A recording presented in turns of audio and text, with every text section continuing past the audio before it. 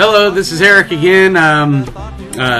Day 2, we're going to talk about hops a little bit. Hops are, well, they're a flower essentially, and they get used as a spice and also as a preservative in the beer making process. The preservative effect, obviously, certainly during the Middle Ages, you'd have water would make you sick, and certainly even now, I mean, there's no need to drink water. Just drink Gatorade. It's got the electrolytes, and beer.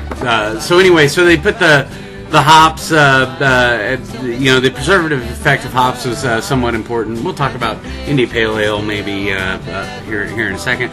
And then also the spice aspect. As I said, the yeast eats the sugar from the malt and leaves over some leftover sugar, and it can be overly sweet. You know the difference between a sweet wine and a dry wine.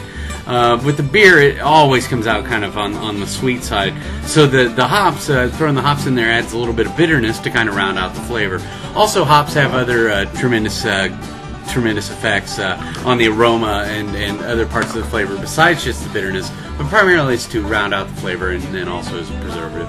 Makes it keep longer. So as our beer, we're going to drink Liberty Ale from the Anchor Brewing Company there in San Francisco, and this is a beer, it's kind of classifiably an India Pale Ale.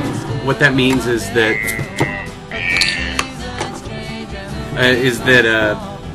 they made the beer. They made pale ales in Britain, and then they started making these India Pale Ales that could survive the journey all the way around the Cape of Good Hope, South Africa, over to India.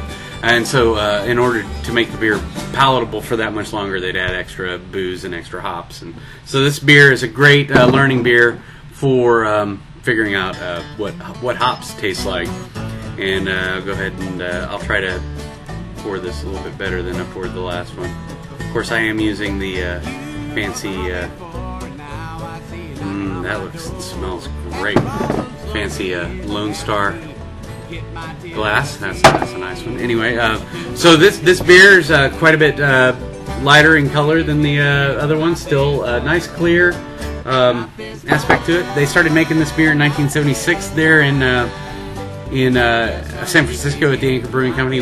They really just kind of made it as a, hey, it's 1976, let's celebrate the bicentennial and make this beer, and well, people like it a lot. So now they make it all the time.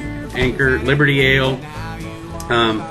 First thing we do is we look at it, it's clear. We already talked about that. Then it's got a little bit of a head. It's not quite as rich and clingy as the head on the super sweet malty beer.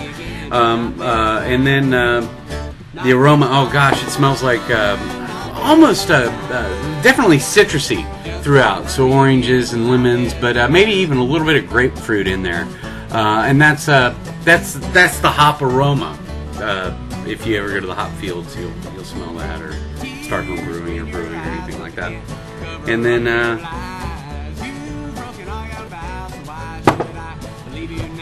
that's a great beer. The hops, so it's not nearly as sweet as the other beer.